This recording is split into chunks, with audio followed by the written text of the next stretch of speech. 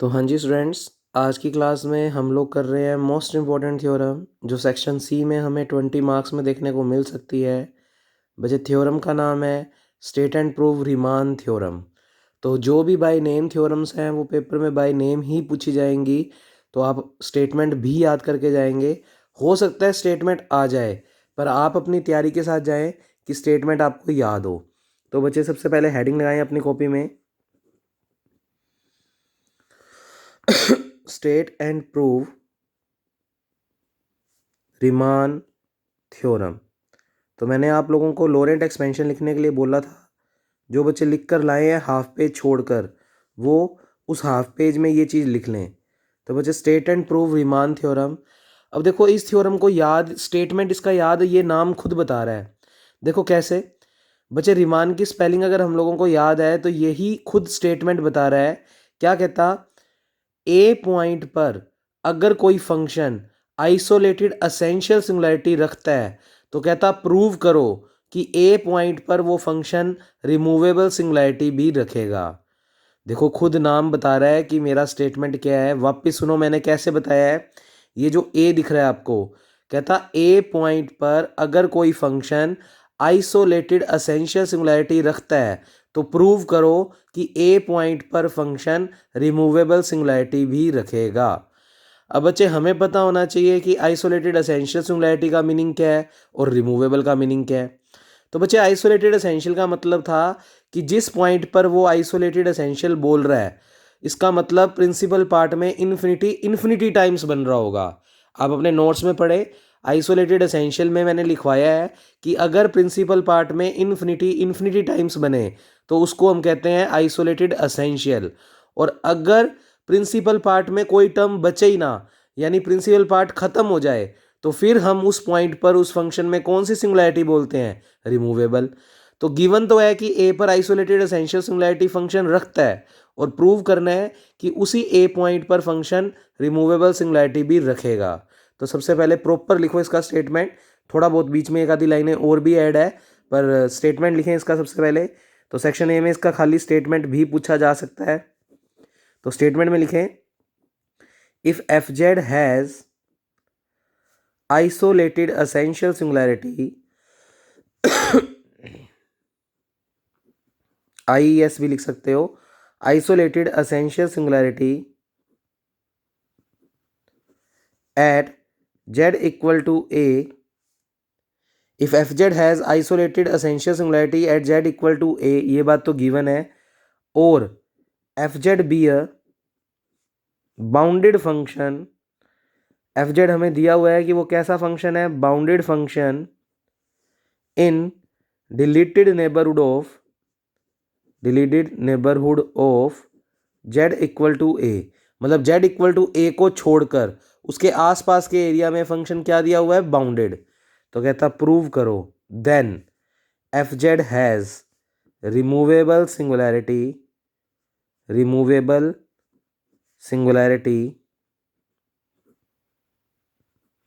Eight z equal to a। यानी basically जो मैंने आपको थोड़ा बहुत स्टेटमेंट इसके नाम से बताया था वही है ऑलमोस्ट, कि z इक्वल टू a पर फंक्शन आइसोलेटेड एसेंशियल रखता है और फंक्शन में प्रूव करो कि z इक्वल टू a पर कैसी सिंगुलैरिटी होगी, रिमूवेबल। तो सबसे पहले कॉपी में लिखने का तरीका बच्चे, आप हेडिंग लगाएंगे प्रूफ।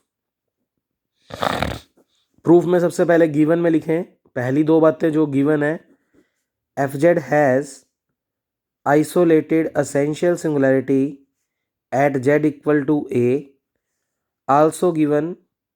और क्वेश्चन में क्या गिवन है, F Z be a bounded function, F Z be a bounded function at deleted neighbourhood of z equal to a। अब इस लाइन का क्या मीनिंग है जो हमें गिवन है बच्चे, deleted neighbourhood of z equal to a का मतलब a को छोड़कर। अब हल्का सा एक रफ डायग्राम बनाए तो मान लो ये कैसी भी शेप है, z इक्वल टू a को छोड़ना है तो मतलब a पर ओपन सर्कल बना दो। ये जो a पॉइंट है उसको यूं डॉट ना बनाकर उसको एक ओपन सर्कल बना दिया, बहुत छोटा जिसकी रेडियस लगभग टेंडिंग्स टू जीरो है। अब इस डायग्राम में तो मैं बनाने से रहा, पर फिर भी थोड़ा सा बनाऊं। तो ए पॉइंट पे एक ओपन सर्कल बना दिया, ये जो बीच में पॉइंट है वो तो ए हो गया, और जो ये रेडियस है वो स्मॉल आर हो गई, और ये रेडियस इतनी छोटी है लगभग टेंडिंग्स टू जीरो, क्योंकि हमें ए पॉइंट को छोड़ना है। ए पॉइंट को छोड़ने का मतलब ए पॉइंट के आसपास का एरिया। तो बच्चे वो बहुत ही छोटा होता है, क्योंकि नेबरहुड की बात करते हैं तो नेबरहुड का मतलब होता है बहुत छोटा नेबरहुड, बहुत क्लोज में। तो बच्चे ए को सेंटर मानकर एक स्मॉल आर रेडियस का सर्कल ड्रॉ कर दिया, और इस सर्कल का नाम रख दिया सी। तो हम इसकी अगर इक्वेशन लिखना चाहें तो लिख सकते हैं z minus A is equal to small R, equation number 1। ये किस सर्कल की इक्वेशन है? सर्कल सी की, जो हमने ए को सेंटर मानकर ड्रॉ किया है, बहुत छोटा नेबरहुड। और फंक्शन बाउंडेड है।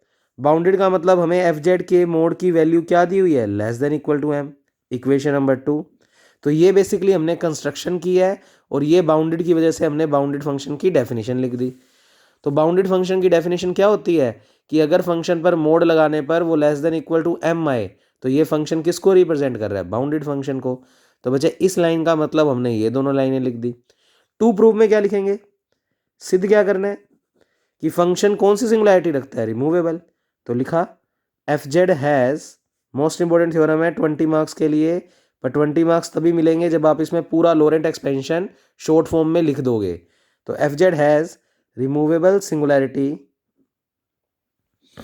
Eight Z equal to A. ये हमें प्रूव करना है कि फंक्शन ए पॉइंट पर ही रिमूवेबल सिंगुलैरिटी भी रखेगा। अब इसको प्रूव करने के लिए for this we will prove, तो जो आपको मैंने पेज छुड़वाया था हाफ, उसमें ये सारी चीज इतनी लिख दो। For this we will prove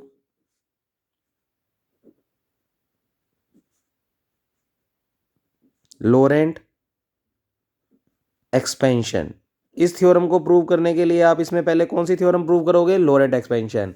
अब मैं लोरेंट एक्सपेंशन तो नहीं बता रहा, जिन्होंने लोरेंट एक्सपेंशन वाली वीडियो नहीं लगाई है वो लोरेंट एक्सपेंशन को देखें, मैं उससे कंक्लूजन निकाल रहा हूँ सीधा। तो बच्चे जब तुम पूरा लोरेंट एक्सपेंशन प्रूव कर दोगे तो तुमने उसमें एक तो ए एन की वैल्यू निकाली थी और एक बी एन। भी लोरेंट एक्सपेंशन तुमने ये प्रूव किया था F Z is equal to summation R equal to 0 से infinity A R Z minus A की power R summation R equal to 1 से infinity B R Z minus A की power minus are. Check कर लो अपनी copy में, और उसमें ये ए आर और बी आर की कुछ ना कुछ वैल्यूज लिखी थी। अब बच्चे मैं प्रॉपर वैल्यूज बुला रहा हूं पर थोड़ा सा चेंज करके। तो थोड़ा सा मैं बता देता हूं कि तुमने जब इस आर्टिकल को प्रूव किया था तो उसमें बी आर की वैल्यू एग्जैक्टली क्या निकाली थी। तो मैं पहले तो वो जो तुमने एग्जैक्ट वैल्यू निकाली थी बी आर की वो लिखता हूं। तो तुमने उस प्रीवियस थ्योरम के अंदर बी आर का जो मान निकाला था वो निकाला था 1/2 पाई iota integration gamma C2 F T D T, वहाँ पर वेरिएबल हमारा टी चल रहा था, टी माइनस ए की power minus R plus 1। Check कर लो तुमने जो बी आर की या बी एन लिखा होगा तो आर की जगह एन हो गया होगा, वो कोई खास बात नहीं है। तुमने ये बी आर की वैल्यू निकाली थी, पर मैं इस लोरेंट एक्सपेंशन से बी आर को बुला रहा हूँ, पर मेरे सर्कल का नाम अब की बार सिर्फ सी है। तो पहला चेंज तो C2 की जगह मैं सी ले रहा हूँ, और मेरे पास वेरिएबल का नाम टी ना होकर बच्चे किस फॉर्म में लिखा हुआ है? जेड। तो मैं टी की जगह इस पूरे आर्टिकल में क्या लिख रहा हूँ? जेड। हालांकि लिखोगे तुम लोरेंट एक्सपेंशन वही जो तुमने बिल्कुल एज इट इज उस वीडियो में देखा हुआ है, पर लास्ट में जो बी आर है, जब पूरा ये वाली लाइन प्रूव कर दो तो लिख देना now let B R is equal to this. तो हम बी आर अब ये ना मानकर, तो तुम जब कॉपी में ये लिखोगे थ्योरम मेन, तो उसमें एफ जेड बस ये यहाँ तक प्रूव कर देना, और फिर लिखना here B R is equal to जो मैं अब लिख रहा हूँ। तो मैंने क्या लिखा? लेट बी, इस लोरेंट एक्सपेंशन से जो बी आर है उसको हम कुछ ऐसा लिख रहे हैं 1/2 पाई आयोटा इंटीग्रेशन C2 की जगह तो ले लिया C, वेरिएबल टी की जगह ले लिया जेड, क्योंकि पूरे आर्टिकल में चेंज करेंगे तो हमें फिर समझ नहीं आएगा। तो आप तो क्या करो, पूरा लोरेंट एक्सपेंशन एज इट इज जो प्रूव किया था वो लिख देना, और लास्ट में बी आर को बस ये मान लेना, टी की जगह फिर से जेड माइनस ए की पावर माइनस आर प्लस 1। तो हमने ये बी आर ले लिया।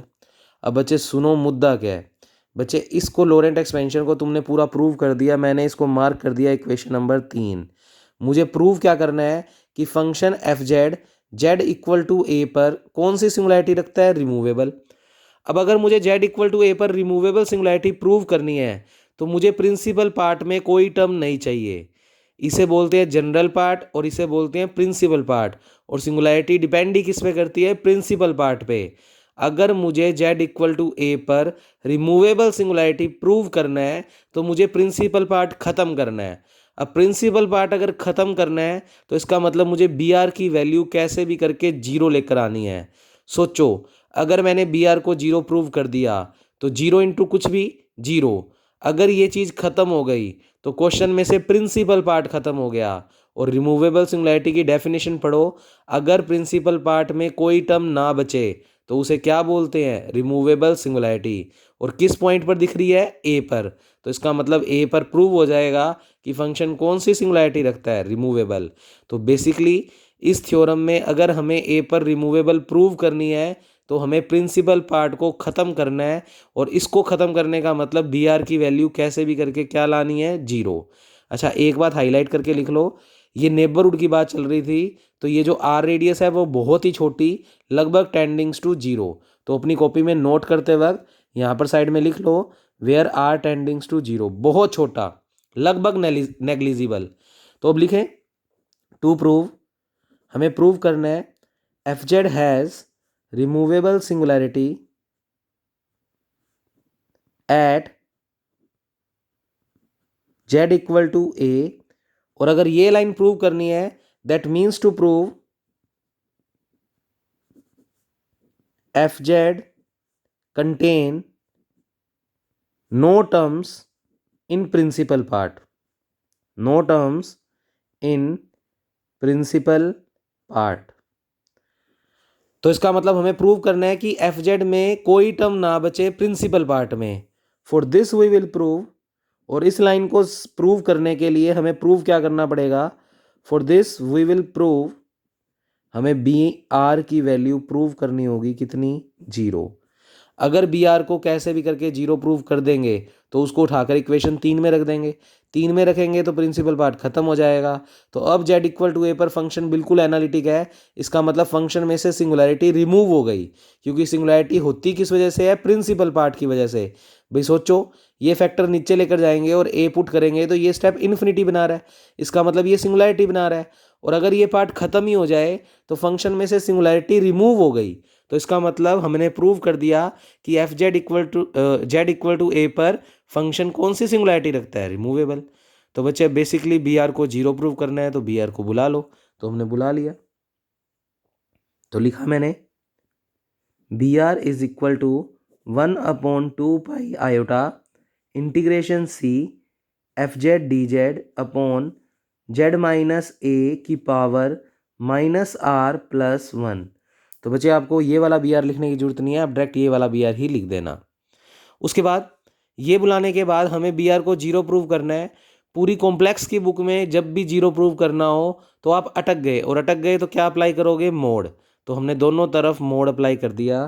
तो बच्चे बी आर का mod is equal to 1/2 iota integration C F Z into D Z upon Z minus A की पावर माइनस आर प्लस 1, और इस पूरे पे क्या लगा दिया, मोड। अब थोड़ा सा और सिंप्लीफाई कर लो। अब ये प्रॉपर्टीज़ हमने पहले चैप्टर में बहुत बार पढ़ी है। बच्चे मोड को जब सेपरेट करोगे तो जिस तरफ मोड को सेपरेट करोगे उस तरफ साइन ओपन, और 1/2 आयोटा का मोड होता है 1/2। तो ये दोनों स्टेप एक साथ कर रहा हूँ। तो बी आर का मोड, एक तो निशान आ गया less than equal to 1/2 iota का मोड हो गया 1/2 इंटीग्रेशन सी, और मोड सभी पे सेपरेट कर दिया इसलिए निशान इस तरफ ओपन हो गया। तो डी जेड का मोड और जेड माइनस ए का मोड की पावर माइनस आर प्लस 1। तो बच्चे यहाँ तक पहुँच गए। अब ध्यान से देखो, कुछ बातें गिवन है। बच्चे एफ जेड के मोड की वैल्यू हमें कितनी गिवन है, एम, और जिस तरफ एम रखेंगे उसी तरफ साइन क्या करेंगे, ओपन। तो एक तो इसमें इक्वेशन 2 का यूज़ कर रहे हैं और इसकी जगह एम रखेंगे और उसी तरफ साइन ओपन है तो कोई दिक्कत नहीं है। फिर जेड माइनस ए के मोड की वैल्यू है स्मॉल आर, जहाँ पर स्मॉल आर टेंडिंग्स टू जीरो। तो बच्चे जेड माइनस ए की वैल्यू इक्वेशन नंबर 1 में रख रहा हूँ स्मॉल आर। तो ये स्टेप मैं यूज़ कर रहा हूँ, तो नीचे लिख दो यूजिंग 1 and 2। समीकरण 1 और 2 का यूज़ करने पर। तो मैं वैल्यू तुम्हें बता चुका हूँ, इसका मान रख रहा हूँ m और इसका मान रख रहा हूँ स्मॉल r, जहाँ पर स्मॉल r टेंडिंग्स टू 0। तो ये वैल्यूज़ रख कर दिखा रहा हूँ मैं। तो बच्चे 20 मार्क्स की थ्योरम है, पर 20 मार्क्स तभी मिलेंगे जब आप इसमें लोरेंट एक्सपेंशन शॉर्टकट में जो प्रूव करवाया था वो कुछ स्टेप बीच में स्किप कर देना और बस मोटा मोटा ये आंसर ले आना और उसको मार्क कर देना इक्वेशन नंबर 3। और जहाँ पर मेन किसको बुलाना है, बी आर को, तो वो याद रखना, ठीक है। हाँ, 4 मार्क्स में आती है तो जैसे लिखी है एज इट इज़ लिख देना, ठीक है। उसमें लोरेंट एक्सपेंशन फिर प्रूव करने की जरूरत नहीं है। तो मैं वैल्यूज रख रहा हूँ बच्चे। तो स्टेप देखिए।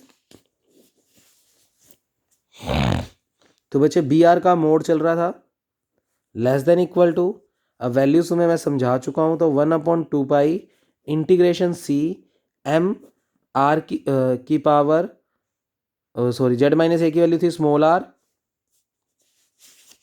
की पावर माइनस, अब देखो इधर कंफ्यूज हो जाओगे, अब इधर दिक्कत आ जाएगी। एक बार को आर्टिकल में थोड़ी सी करेक्शन कर रहे हैं, नहीं तो फिर तुम दिक्कत आ जाएगी आप लोगों को। बच्चे इसको बुलाओ तो सही, पर इसको बी एन की फॉर्म में बुला लो, क्योंकि यहाँ पर आर सिंबल यूज़ करोगे तो फिर यहाँ पर z-a को जब आर रखेंगे तो आर की पावर -r+1 नहीं। तो ये दोनों, ये तो एक रेडियस को रिप्रेजेंट कर रहा है जबकि ये एक पावर को रिप्रेजेंट कर रहा है, तो नाम चेंज कर लो तो बेटर है। इतने सारी चीज़ में करेक्शन करने की बजाय आप z-a की वैल्यू जो स्मॉल आर लेकर चले हो उस रेडियस का नाम ही कुछ और रख दो, तो इसका नाम R1 रख दो। तो R1 टेंडिंग्स टू 0, बस इतना सा चेंज कर लो। तो बच्चे अपने जब इसमें वैल्यू रखेंगे तो वो R1 हो जाएगी, ठीक है। तो इतने बड़े में करेक्शन करने से बेटर आप इधर करेक्शन कर लो। तो बच्चे R1 की पावर -r+1, तो इधर R1 तो रेडियस को रिप्रेजेंट कर रहा है जबकि ये R जो है वो पावर को रिप्रेजेंट कर रहा है, तो अलग अलग चीज़ें हैं, ठीक है।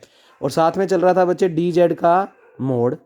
अब m भी कांस्टेंट है और ये रेडियस भी R1 कांस्टेंट है, तो इंटीग्रेशन से क्या हो जाएगा बाहर।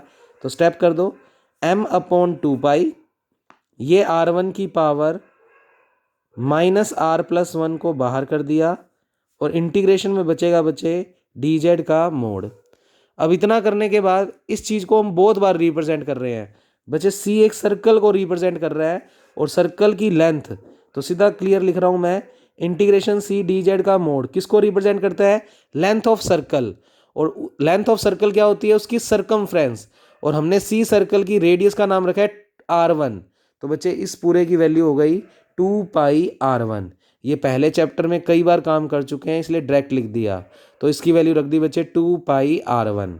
तो less than equal to m/2 r1 की पावर -r+1, और बच्चे इसकी वैल्यू रख दी into 2π small r1।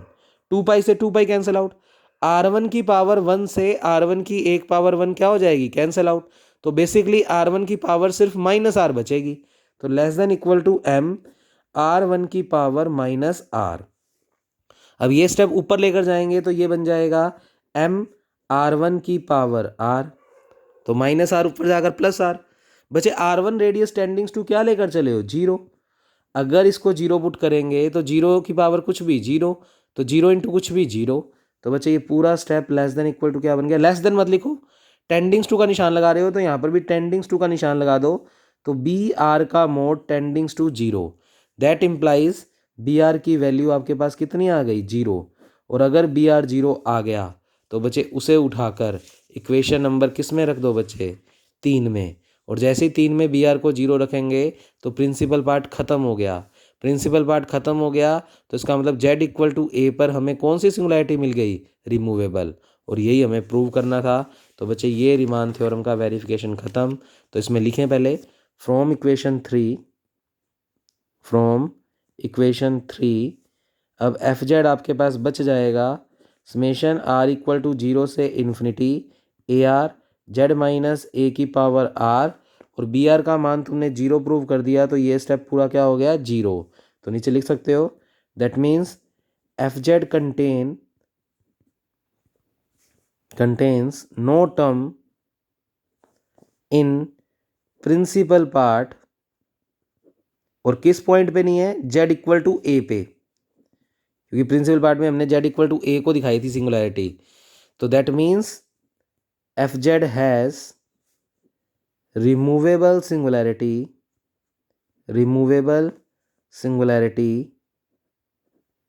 Eight Z equal to A. अब बच्चे जो कल की थ्योरम रहेगी उसके अंदर ये वाला आर्टिकल यूज होगा, तो रीमान का स्टेटमेंट अच्छे से याद कर लो। पूरा स्टेटमेंट क्या है कि अगर z इक्वल टू ए पर कोई फंक्शन आइसोलेटेड एसेंशियल सिंगुलैरिटी रखता है और एफ जेड बाउंडेड है deleted neighbourhood of z equal to A पर, तो z इक्वल टू ए पर फंक्शन रिमूवेबल सिंगुलैरिटी भी रखेगा। अब बच्चे आप लोग कहोगे कि z इक्वल टू ए पर आइसोलेटेड एसेंशियल भी है और z इक्वल टू ए पर रिमूवेबल भी, क्या एक ही पॉइंट पर दो सिंगुलैरिटी हो सकती है? बच्चे ये वाली दो हो सकती है, क्योंकि ये देखो ध्यान से अगर बात को समझें तो z इक्वल टू ए पर पहले आइसोलेटेड एसेंशियल थी, पर अगर सिंगुलैरिटी रिमूव हो गई तो रिमूव होना एक अलग चीज़ है, मतलब सिंगुलैरिटी खत्म ही हो गई। तो ये वाली पॉइंट पर, एक ही पॉइंट पर ये वाली दोनों सिंगुलैरिटी तो पॉसिबल है, पर बच्चे क्या चीज़ पॉसिबल नहीं है, ये बात ध्यान से सुनो। अगर z इक्वल टू ए पर कोई F Z function isolated essential singularity रखता है, तो इसका मतलब उसके प्रिंसिपल पार्ट में इन्फिनिटी टाइम्स बन रहा है। तो z इक्वल टू ए पर कभी भी पोल नहीं मिल सकते, मतलब आइसोलेटेड एसेंशियल सिंगुलैरिटी और पोल एक ही पॉइंट पर नहीं एग्जिस्ट कर सकते। क्यों? क्योंकि देखो दोनों की डेफिनेशन अलग अलग है। आइसोलेटेड एसेंशियल का मतलब तो है कि z इक्वल टू ए पर फंक्शन में इन्फिनिटी टाइम्स बन रहा है, जबकि पोल में लिखा है कि z इक्वल टू ए पर अगर पोल मिल रहे हैं तो हम प्रिंसिपल पार्ट में इन्फिनिटी वाली टर्म्स गिन पा रहे हैं। अब एक की डेफिनेशन में तो कहते हैं कि इन्फिनिटी बार यानी गिन नहीं सकते, और पोल में कहते हैं कि हम इन्फिनिटी को गिन पा रहे हैं कि वो 3 टर्म्स में बन रहा है या 4 टर्म्स में। तो इसका मतलब z इक्वल टू ए पर अगर कोई फंक्शन आइसोलेटेड एसेंशियल सिंगुलैरिटी रखता है तो पक्की बात है कि z इक्वल टू ए पर हमें पोल नहीं मिल सकते, क्योंकि ये दोनों बातें आपस में कॉन्ट्राडिक्ट है। क्योंकि एक की डेफिनेशन में प्रिंसिपल पार्ट में इन्फिनिटी बार बनता है और एक की डेफिनेशन में प्रिंसिपल पार्ट में इन्फिनिटी हम गिन सकते हैं। तो ये वाली सिंगुलैरिटी एक ही पॉइंट पर एग्जिस्ट एक साथ नहीं करती, रिमूवेबल कर जाएगी, क्योंकि रिमूवेबल का मतलब तो सिंगुलैरिटी रिमूव हो गई, खत्म हो गई। समझ रहे हो? तो बच्चे दूसरी बात, अगर z इक्वल टू ए पर फंक्शन आइसोलेटेड एसेंशियल सिंगुलैरिटी रख रहा है, इसका मतलब z इक्वल टू ए पर सिंगुलैरिटी मिल रही है, तो ऑब्वियस बात है कि z इक्वल टू ए पर फंक्शन एनालिटिक भी नहीं हो सकता। सोचो, जिस पॉइंट पर हमें सिंगुलैरिटी मिल रही है उस पे फंक्शन एनालिटिक कैसे हो सकता है? मेन सिंगुलैरिटी की डेफिनेशन क्या थी कि वो पॉइंट जिस पर फंक्शन एनालिटिक नहीं है उन पॉइंटों को आप सिंगुलैरिटी बोलते हो। तो अगर z इक्वल टू ए पर फंक्शन आइसोलेटेड सिंगुलैरिटी या कोई भी सिंगुलैरिटी रखता है तो उसी पॉइंट पर फंक्शन एनालिटिक भी नहीं हो सकता। तो बच्चे यही मेरी कल की थ्योरम की थीम है कि जब मैं थ्योरम कल वाली प्रूव करूंगा तो हमें गिवन होगा कि z इक्वल टू ए पर आइसोलेटेड एसेंशियल सिंगुलैरिटी है, फिर हम कुछ ना कुछ करके जब प्रूव करेंगे तो z इक्वल टू ए पर पोल आ जाएंगे, तो हम कहेंगे ये बात एग्जिस्ट नहीं करती, क्योंकि एक की डेफिनेशन में इन्फिनिटी टाइम्स और एक की डेफिनेशन में इन्फिनिटी को गिन सकते हैं, तो एक ही पॉइंट पर ये दोनों सिंगुलैरिटी एक साथ एग्जिस्ट नहीं करती। और दूसरे केस में z इक्वल टू ए पर फंक्शन एनालिटिक आ जाएगा, जबकि गिवन है कि ए पर फंक्शन आइसोलेटेड सिंगुलैरिटी रखता है, तो इसका मतलब ये बात भी एक साथ एग्जिस्ट नहीं करती। तो कल वाली थ्योरम बड़ी शानदार है, वो भी 20 मार्क्स में आ सकती है। अब कुछ बातें पहले नोट लगा कर लिख लो जिससे कल की थ्योरम को समझने में दिक्कत कम आए। एक तो जो मैंने अभी ये लाइनें बोली है वो ध्यान में रखना, और दूसरा नंबर कुछ बातें नोट लगा कर लिखें। तो लिखें बच्चे, सबसे पहले note number 1, constant function is always, ये आपने एक एग्जाम्पल प्रूव भी किया हुआ है बीएससी थर्ड ईयर में, एग्जाम्पल नंबर 12 था, चेक कर लेना। Constant function is always an analytic function, यानी अगर कोई फंक्शन कांस्टेंट है तो वो हमेशा एनालिटिक होता है। फॉर एग्जाम्पल, मान लो मैंने एफ जेड बराबर के ले लिया। अब बच्चा एफ जेड बराबर के, अब एफ जेड के यहाँ पर क्या है? कांस्टेंट। अब मैं तुमसे अगर 1 पर वैल्यू पूछूं, 2 पर वैल्यू पूछूं तो के ही आएगी, और अगर इस फंक्शन का डेरिवेटिव निकालें तो कांस्टेंट का डिफरेंशिएशन 0, तो इसका मतलब इसका डेरिवेटिव एग्जिस्ट तो कर रहा है। अगर किसी फंक्शन का डेरिवेटिव एग्जिस्ट कर रहा है तो वो फंक्शन कैसा है? एनालिटिक। तो इसका मतलब प्रूव हो गया कि कांस्टेंट फंक्शन हमेशा क्या होते हैं? एनालिटिक। पहला नोट तो ये याद रखना। और ये याद रखना कि कांस्टेंट फंक्शन अगर एनालिटिक होते हैं तो कांस्टेंट फंक्शन ना तो सिंगुलैरिटी पे कोई इफेक्ट डालते और ना ही एनालिटिक फंक्शन पे, क्योंकि ये एक न्यूट्रल, समझ लो न्यूट्रल चीज़ होती है कि कांस्टेंट फंक्शन जब भी किसी क्वेश्चन में आएगा तो वो एनालिटिक होगा, तो वो ना तो सिंगुलैरिटी पे इफेक्ट डालेगा और ना ही एनालिटिक पे इफेक्ट डालेगा। तो बच्चे ये चीज़ अपने कल यूज़ करेंगे। सेकंड नंबर नोट लगाओ, most important, if Z equal to A zero of order M, zero of order M, then F Z can be written as, तो फंक्शन को किसी तरीके से लिखा जा सकता है। तो F Z can be written as, अब बच्चे जब मैंने आपको जीरोज़ के बारे में थोड़ा सा सिंगुलैरिटी के चैप्टर में पढ़ाया था तो बताया था कि ऊपर वाले पोर्शन को अगर इक्वल टू जीरो रख दोगे तो हमें जीरोज़ मिलेंगे, और जीरोज़ भी कई टाइप के होते हैं। अगर ब्रैकेट की पावर 1 है तो सिंपल जीरो, ब्रैकेट की पावर 2 है तो डबल जीरो। अब यहाँ पर नोट में क्या लिखा है कि जेड इक्वल टू ए पर जीरो मिल रही है किस ऑर्डर की, एम की। तो बच्चे एफ जेड फंक्शन में अगर जेड इक्वल टू ए पर जीरो मिल रही है ऑर्डर एम की, तो आप एफ जेड को कुछ ऐसा लिख सकते हैं, एफ जेड बराबर जेड माइनस ए की पावर एम इंटू कुछ भी फंक्शन। अब देखो पढ़ो, ये लाइन बिल्कुल बता रही है कि जेड इक्वल टू ए पर हमें इस एफ जेड की जीरोज मिल रही है, वो भी किस ऑर्डर की, एम ऑर्डर की। भाई हमने नोट क्या लगाया है कि जेड इक्वल टू ए पर अगर जीरो मिल रही है किस ऑर्डर की, एम की, किस फंक्शन की, इन एफ जेड, पूरी लाइन लिख लो, एफ जेड में जेड इक्वल टू ए पर अगर जीरो मिल रही है किस ऑर्डर की, एम ऑर्डर की, तो आप अपने फंक्शन एफ जेड को लिख सकते हैं जेड माइनस ए की power M into five Z. तो अब इसको अगर सोचो, अगर मैं तुमसे कहूँ मुझे इस एफ जेड की जीरोज निकाल के दो, तो तुम इस ऊपर वाले पोर्शन को इक्वल टू क्या रखोगे, जीरो। तो उससे जब इस फैक्टर को इक्वल टू जीरो रखोगे तो Z equal to A zero कहलाएगा, क्योंकि ऊपर वाली चीज़ को जीरो रखते हैं, न्यूमरेटर को इक्वल टू जीरो रखते हैं, तो वो हमेशा फंक्शंस की जीरो देता है। तो जेड इक्वल टू ए पर जीरो मिलेगी, और इस ब्रैकेट की पावर अगर एम है तो जेड इक्वल टू ए पर जीरो मिल रही है किस ऑर्डर की, एम ऑर्डर की। यानी अगर किसी थ्योरम में ये लाइन लिखी हुई है तो आप अपने एफ जेड को ये कुछ मानोगे। जहां पर फाइव जेड के बारे में लिखो, इस फाइव जेड में जेड के बदले अगर ये ए पॉइंट पुट करेंगे तो उसकी वैल्यू कभी भी जीरो के बराबर नहीं होनी चाहिए। रीज़न अभी समझाते हैं।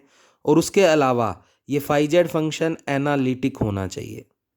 तो इस नोट में पूरी बातें लिखो कि जेड इक्वल टू ए पर अगर जीरो मिल रही है किसी एम ऑर्डर की, तो आप अपने एफ जेड फंक्शन को ये कुछ मानोगे, जहां पर ये वाला फंक्शन एनालिटिक होगा और इस फंक्शन की इस ए पॉइंट पर वैल्यू जीरो के बराबर नहीं होनी चाहिए। इसको मैं एक एग्जाम्पल के थ्रू समझाता हूँ। मान लो मेरा एग्जाम्पल है F Z is equal to Z minus two की पावर थ्री, और फाइव जेड में बच्चे मैंने क्लियरली तुम्हारे सामने यूं अलग से लिख दिया, वन अपॉन जेड माइनस, अगर मान लो टू लिख देता हूं, लिखना मत अभी ये पूरा एग्जाम्पल। अब सोचो अगर मुझे इस फंक्शंस की जीरो निकालनी है तो इस फैक्टर को इक्वल टू क्या रखना है, जीरो। तो जैसे इस फैक्टर को इक्वल टू जीरो रखोगे तो जेड इक्वल टू टू पर हमें थ्री ऑर्डर की क्या मिल जाएगी, जीरो। और ये हमारा पूरा किसको रिप्रेजेंट कर रहा है, फाइव जेड। अब अगर जेड ए पर अगर फंक्शन की वैल्यू जीरो हो जाती, अब देखो जेड इक्वल टू ए का मान कितना है, टू। अगर टू मैं इसमें भी रखूं और इसमें भी रखूं तो जीरो पॉइंट जीरो फॉर्म, जो कि अनडिटर्मिनेंट फॉर्म होती है, इसका मतलब ये फंक्शन फिर परिभाषित नहीं है। तो इसीलिए लिखा है कि फंक्शन की उस पॉइंट पर वैल्यू जीरो नहीं होनी चाहिए। तो फाइव जेड फिर हम ये नहीं मानेंगे, हम इसको कुछ और लिख देते हैं, लाइक जेड प्लस टू। अब चेक करो ए का मान कितना है, टू। टू रखने पर ये पूरा फाइव जेड फंक्शन जीरो नहीं है। तो ए रखने पर फाइव अगर जीरो नहीं है, और फिर ये कैसा फंक्शन है, एनालिटिक, उस पॉइंट पर एनालिटिक। यहां पर पूरी लाइन लिख लो, फाइव जेड एनालिटिक है किस पॉइंट पर, जेड इक्वल टू ए पर। चेक कर लो बच्चे, हमने इस फंक्शन को फाइव जेड माना है। अब अगर इसका डेरिवेटिव पूछूं तो वन अपॉन जेड का क्या होता है, minus one upon Z square, तो जेड प्लस टू का होल स्क्वायर, और ए पॉइंट की वैल्यू तो प्लस टू है। तो जब तुम प्लस टू रखोगे तो टू प्लस टू का स्क्वायर यानी फोर बनेगा। भाई तुम इसका डेरिवेटिव कर दो तो इसका डेरिवेटिव क्या निकालोगे, minus one upon Z plus two का होल स्क्वायर। और मैंने बोला है कि ये फंक्शन एनालिटिक होना चाहिए सिर्फ जेड इक्वल टू ए पर। ए ये वाली चीज होती है, तो ए का मान कितना है, प्लस टू। बच्चे +2 रखेंगे तो ये इन्फिनिटी नहीं बना रहा, मतलब ये नीचे 0 नहीं बना रहा, तो इसका मतलब ये फंक्शन बिल्कुल z=2 पर एनालिटिक है। तो इसका मतलब ये लाइन जब भी लिखी हुई है तो यहाँ पर ये चीज़ एक तो 0 के बराबर नहीं होनी चाहिए और फाई z एनालिटिक होना चाहिए इस z=a पर, तो जाकर हम अपने फंक्शन को इस फॉर्म में लिख सकते हैं। तो जब भी ये लाइन गिवन होगी तो ये, या फिर अगर ये लिखा हुआ है तो इसको क्या पढ़ोगे कि z=a पर fz की जीरोज मिल रही हैं, किस ऑर्डर की, m ऑर्डर की। अब थर्ड नंबर नोट लगा कर लिखें। तो जैसे जीरोज की बात की है वैसे ही हम बात कर रहे हैं बच्चे पोल की। तो नेक्स्ट नोट लगा कर लिखें, तो ये कल की सारी थ्योरम में काम आएगा बच्चे। Note number third, if z=a has pole of order m in fz, अगर fz फंक्शन में z=a पर पोल मिल रहा है किस ऑर्डर का, m ऑर्डर का, तो बच्चे आप कैसे लिख सकते हैं, तो then fz can be written as, जब भी पोल की बात होगी तो पोल हमेशा डिनोमिनेटर में मिलते हैं, तो z=a पर किस ऑर्डर का पोल मिल रहा है, m ऑर्डर का, तो आप अपने फंक्शन fz को फिर लेट करेंगे, फाई z तो ऊपर ही आएगा और पोल हो रहा है तो इसका मतलब डिनोमिनेटर में, तो z-a⁻m।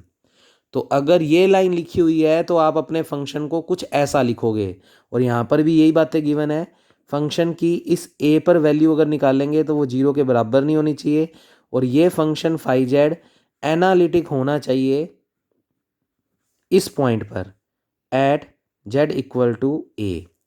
अब वही एग्जांपल बुला लेते हैं, तो अभी प्रीवियस में जो एग्जांपल लिया है उसी को ही क्लियरिफाई करते हैं। तो बच्चे मान लो ऊपर तो था z-2 की होल क्यूब और नीचे था अपने पास z+2।